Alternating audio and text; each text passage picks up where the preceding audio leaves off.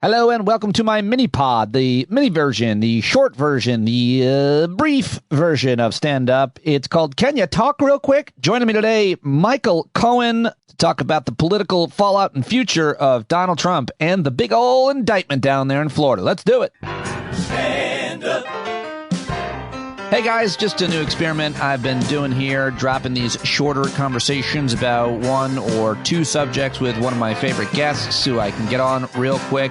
And today I have Michael Cohen of truthandconsequences.substack.com. He's also a contributor to MSNBC, where he wrote a really great column about this issue as well. I don't put a lot of production and fanfare into this. It's just the conversation, just the information on a breaking or ongoing story or issue, and I get it out real quick in addition to the regular show, where I also dropped today with actor, comedian, writer Michael Ian Black, so look for that at the same time. But right now, it's time to get to the Speech Boy. That's his name on Twitter, at SpeechBoy71. Subscribe to his Substack at truthandconsequences.substack.com or truthandcons.substack.com. Let's do it with our friend Michael Cohen right now.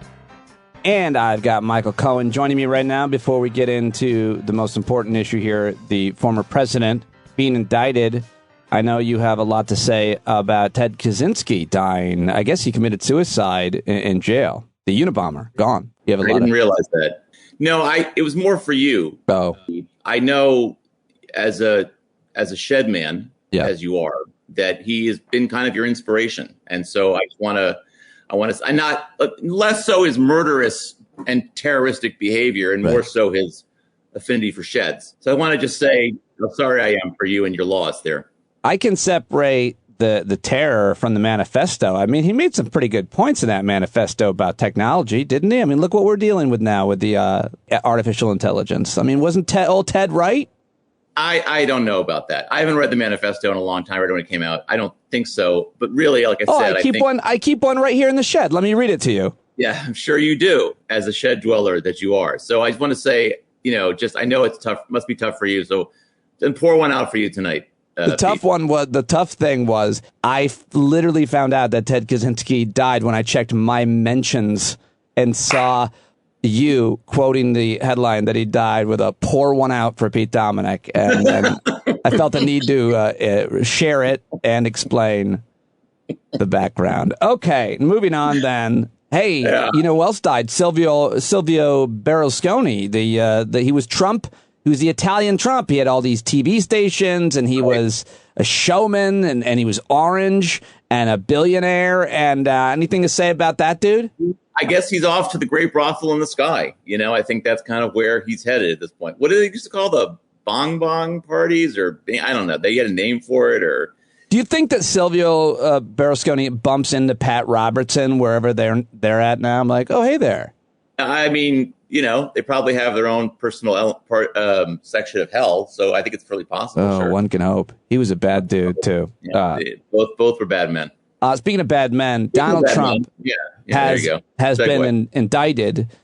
This was the prediction on this case, the classified files case. But, everybody's basically hedged and said, I'll believe it when I see it because this guy's gotten away with everything all his life. And now he's been indicted. You wrote a great piece for MSNBC as well as your Substack. What do you make of the fact that he has finally been indicted? And I know you have a lot to say about what the evidence is. I mean, it's a great day for America. I think that was the point of my piece on MSNBC. And I think it is a great day in the sense that we have become closer to the realization of our founding creed that all men and women are created equal. And of course, I say women afterward because in our Constitution, of course, they were not treated as equal. And in most red states in America, they're not treated as equals. But that's a whole other conversation. Yeah. Nonetheless, that is a founding principle of American democracy, that we are all equal under the law. No man is a king. No man is above the law. And I think Trump's indictment is sort of a realization of that ideal. So I think it's a reason for celebration.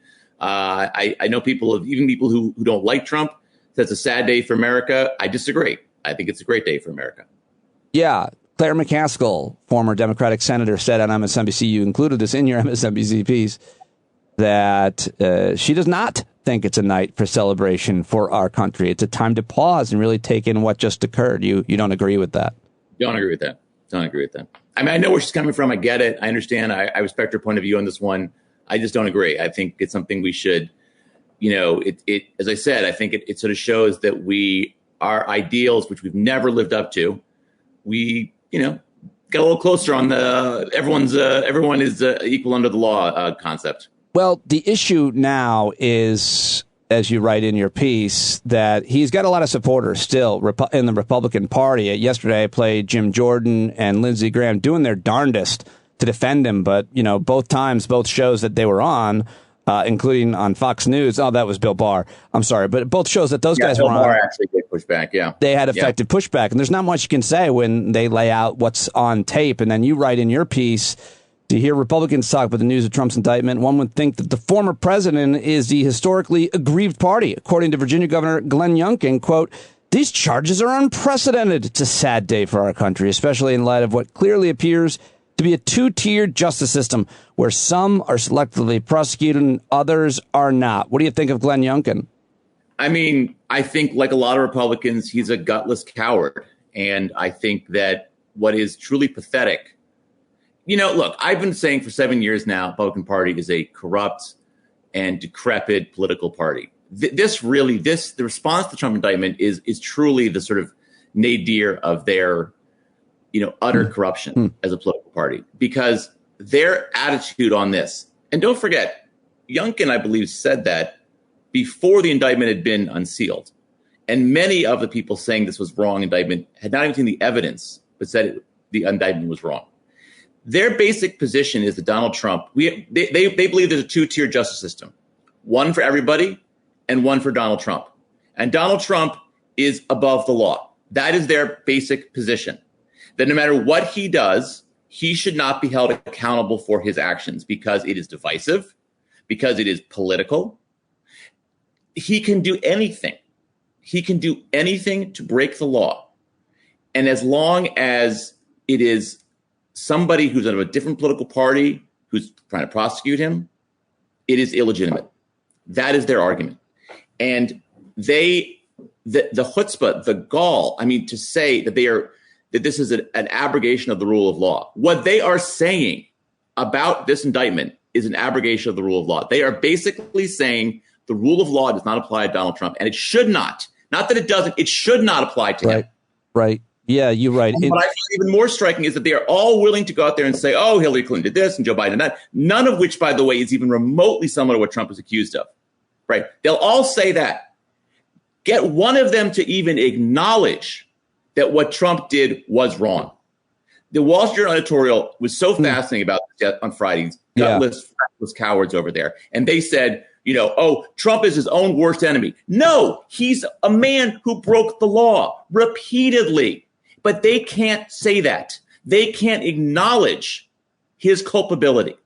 And that ultimately is makes them as if they want him to be a king, not a president, not a citizen. It's pathetic. It's beyond pathetic. Well said, and written as well. You say, for all the pious proclamations of Republican leaders about the sanctity of the rule of law, Trump's defenders have things exactly backward. Nothing would do more to weaken the rule of law in America or the notion of equality under the law than Trump escaping criminal accountability for his actions. In this case specifically, I think.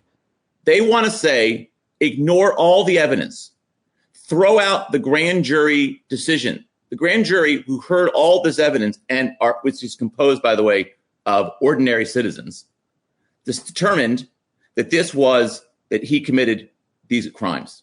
And they are saying, who cares? Throw it away. It doesn't matter. It's too divisive. It is. They would, of course, never say that if Hunter Biden was accused of a crime or Hillary Clinton was accused of a crime. They would never say that. But with Trump, the different rules apply. And by the way, here's one thing I will say. That if Hillary Clinton was accused of the kind of offenses that Trump is accused of, Democrats would not be able to run away from her fast enough. Right. They would not defend it. I'm not saying Democrats are, they're dipped in gold, but they would not defend this. Right.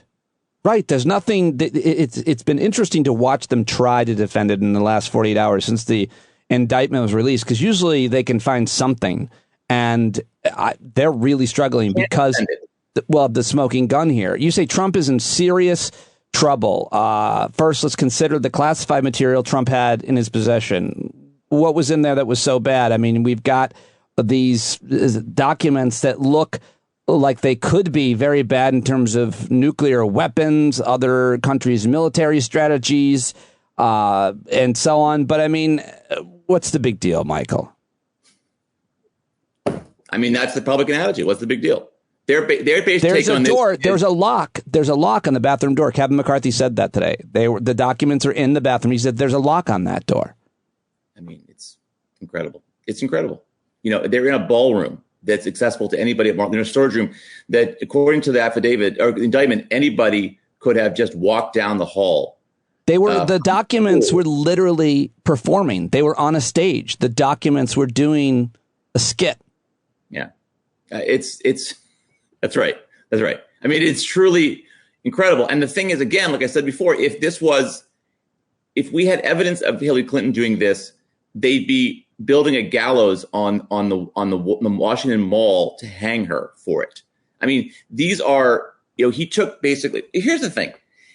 Even if you buy this argument, which you shouldn't, that somehow the president taking classified material, incredibly, important government secrets about nuclear weapons, about, other countries' militaries and what have you. Even if you buy this notion that somehow it's okay because he's the president to do that, how do you explain away the fact that when asked to turn it over, he not only refused to do so, he actively conspired to hide them. He had his lawyers sign statements that were not true, that claimed exhaustive searches had been done, diligent searches had been done. It wasn't just that he kept these documents. He went out of his way. When DOJ had said to him, we want these documents back, and he returned all of them, he would not have been indicted. I guarantee you. He would have been, it would have been pushed under the rug. It would have been forgotten. Instead, as the indictment makes clear, he instructed his aides to bring him boxes which he reviewed, and then to only turn over certain materials to DOJ while keeping some for himself. Only when they got a subpoena and a search warrant were they able to get these materials back from him. There is no defense for that. And frankly, the point I made in the piece is that, he's going to be convicted. This is an overwhelming, I shouldn't say that. He could very well be convicted. This is an overwhelming case against him. And it is simply just remarkable that there are people out there who are willing to defend him on this. And I thought it was interesting today. I mean, what was very striking was Nikki Haley actually came out and criticized him, which was unexpected. And, maybe the dam is breaking. I have no idea. But I feel for these dead enders, like the Jim Jordans of the world and Kevin McCarthy's, they will defend Trump until the bitter end. Even if he's convicted, they'll defend him because it's in their political interest to do so. Unless it becomes not in their political interest to do so. And why would we think that? I mean, why would we think that? I don't see any reason. He's gained strength and popularity and support through appearing as a victim through these investigations. So not sure why that would change. Why? I'm not a legal expert, but I don't think that a president should be able to just declassify whatever they want. Or if you could make the argument for that, they still shouldn't be able to, when they leave the White House or even when they're president, be carrying around documents that show the locations of nuclear weapons or any number of top secret. You should have to make a case for that. He should have to say, why did you need those files? For what? And, what nobody's saying, whispering, someone like me can, I think, is because they're leverage on people's lives and he can sell them. He could sell them. Of course he could sell them. And they could also get into the wrong hands very easily, considering they were not secured in Mar-a-Lago and anybody can be a member of Mar-a-Lago. But, and I don't know why he took them. I mean, there's an argument. There's a whole discussion about this. I've, talked to some people about it. We have the different theories out there. I sort of think he took them for trophies. He wanted to have them. I don't think he was going to sell them. But could you see a case being made for any president to take any files like that? No, none. And here's the thing. He is on tape acknowledging that he did not declassify this material. He's on tape saying it. Right? That he knew they were classified, knew they were secret, that he should classify them when he was in office and he didn't. I mean, the argument doesn't hold any water, right? If you are going to take this position that classified material is sacrosanct, and I remember, I'm old enough to remember 2016 campaign, Republicans basically made the argument over and over again that Hillary Clinton, basically was worse than Hitler because she had a private email server. Yeah. Right? And put classified documents into harm's way, which it really wasn't, which is wildly overstated. You can't make that argument and then say this is okay. You just can't do it. I mean, you can if you're a lying hypocrite, which I guess is a qualification for a Republican politician these days, but it doesn't hold up. And, I know I'm being kind of harsh here on these guys, but it's pathetic behavior and it's dangerous behavior because you're enabling and encouraging somebody who is a serial lawbreaker, who, by the way, is encouraging people to respond to this indictment with violence. Right. It'll be interesting to see what happens tomorrow. I think nothing. I think no one's risking their life. Right. I think no one's risking their lives or livelihoods or reputations for this man anymore in the streets like this. I just don't see it. But hey, hope I'm right. I hope you're right. But then January 6th happens. So who the hell knows, right? That was different.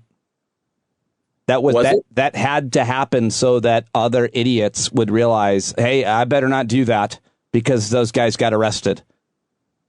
Like that was the thing that warned off anybody else that might want to show up at a court at one of these cases. And, there might be a couple idiots, but there's not going to be a whole group. They're all going to jail and everybody knows that. I don't know about that. I mean, there was a good piece in the Washington Post about, I think it was last week, that made this point that, you haven't seen a decline in extremist kind of rhetoric from January 6th. Doesn't seem to have had a deterrent effect at all. And, look, maybe you're right, but, we live in a country awash with guns. All it takes is one lunatic, no doubt. And that's what concerns me. You're not wrong. But I do think the violent stuff can be overstated at times, but, there's no question that you are playing with fire here. And no question that you are amping up the divisions in the country by doing this. And there's no question you're undermining the rule of law. I saw something today about Trump where he said, when I get back in power, I'm going to appoint Attorney General who's going to prosecute all the Bidens. Yeah. And I'm like, so basically, you're saying you're going to do precisely what you have accused your opponents of doing. They started it. Right. There you go. I wouldn't have done this. Listen. Eye for an eye, Michael. Okay. You'd think the Republicans who are like, oh, this is terrible politicization would say, look at Trump politicizing. They would even be remotely critical of it. Of course they won't be. No. Of course not. But the hypocrisy is extraordinary.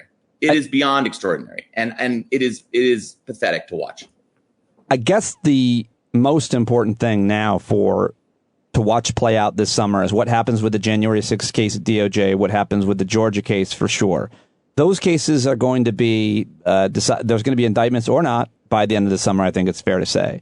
And Elie Mystal, writing in The Nation, basically has, this piece about the fact that this should have happened earlier, but it's the point is these cases will not be resolved until after the election. And by the way, they shouldn't necessarily be because it would look real bad if he was on trial, 2 weeks before the election. He writes in The Nation, and I want to get your response, of course, Michael, trying and potentially imprisoning Trump after he's been named the Republican candidate for president next July, assuming Republicans continue on their established path of debasing themselves for Trump's white supremacist base, before the general election would appear political, inescapably so. We can talk all we want about the rule of law and equal justice for all, but jailing political candidates right before elections is what the bad people do. If Trump makes it to July 2024, he'll almost certainly make it to November 2024, and then we'll have to beat him at the polls in order to have any hope of convicting him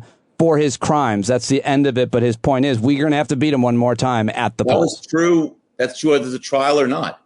I mean, he can run for president from jail. I don't understand even the argument there. And frankly, I find this argument that this should have happened earlier to be just absurd. Right. I mean, I don't know. Elie Mystal, maybe he is integrally involved in the deliberations inside the Department of Justice. Maybe he's seen all the evidence. Maybe he knows what's actually happening in these investigations. But since he doesn't, I should hope he doesn't. I mean, he shouldn't know it. It's classified material. I don't think how anyone can say this should have happened earlier. I mean, I've talked to plenty of people who have experience at DOJ who have said that the scope of this investigation and the length of an investigation is fairly routine. This is not unusual. And, to Jack Smith's credit, it was August of last year, when that search warrant was issued. And we have an indictment, 9 months later, 10 months later? That's actually pretty quick, especially considering the gravity of this case. You have to get to a grand jury. You have to seek evidence. I mean, it is a very involved thing to investigate anybody, no less former president of the United States. So, I think it may be true that there's no trial before November 2024. I'm not convinced that's true. We'll see how the discovery process unfolds. But even if there was a trial, it wasn't going to change the fact that Trump is probably still going to be nominated for the Republican Party and probably still be on the ballot. So I don't know. But the idea that a trial would happen and he'd go to jail the next day, it's not how this stuff works. Right. He's going to appeal it. It'll drag on for years. So the idea that somehow it's up to Jack Smith or Merrick Garland to stop Trump from running for re-election that is, by the way, politicizing these investigations. That's not how this should work. This is not how it should work. Okay? If Americans want to be rid of Trump, it's not up to Jack Smith or Merrick Garland to do it. It is up to them to do it. And they already did it once, did it in 2020. They can do it again. I have confidence in them. So I don't agree with Ellie's argument. I don't agree with it at all. Well, read the rest of it. I hope that excerpt didn't misrepresent it, but I think I did it. I think it's just the wrong frame. Yeah. I think it's the wrong way to think about this. I mean, this is about, look, I don't like the idea of talking about this in the context of the election. I mean, I talk about it in part of what I think it means for the election. But I don't think Jack Smith and Merrick Garland should be driven by that. Now, granted, there are DOJ procedures in place to prevent investigation or indictment to come right before an election. So it's, we're more than a year and a half, maybe before November 2024. So they're certainly, and I don't think they could do another indictment next year. It'd be tricky to do it. But, they have to follow the evidence as it leads, not to try to push things forward just to avoid, not interfering with the election. So I don't really buy that. I think you just got an email. I think I heard you get an email. I did. All right. It's probably Elie Mystal telling you to go fuck yourself. It may be. It's very possible, actually. Yeah. We'll leave it there. I really appreciate it. Great piece. I hope everybody goes and reads that MSNBC piece, and even more importantly, goes and subscribes if they haven't already. TheTruthandCons.substack.com. Thank you, Michael. Awesome. Thank you, Pete, as always. And there you go. Michael Cohen. Go subscribe to his Substack. Go follow him on Twitter. Let him know that you heard him here, and support the show with a paid subscription if you haven't already. You can always edit your pledge up and pay a couple bucks more if you want. That keeps me in business doing this each and every day. Don't forget, I should have dropped the Michael Ian Black episode as well today, so you get 2 episodes in this 24-hour period. Very different conversations, very different things. Spread the word. Tell your friends. Write a review on Apple or Spotify, and I will talk to you on the next episode of Stand Up. Thanks, friends.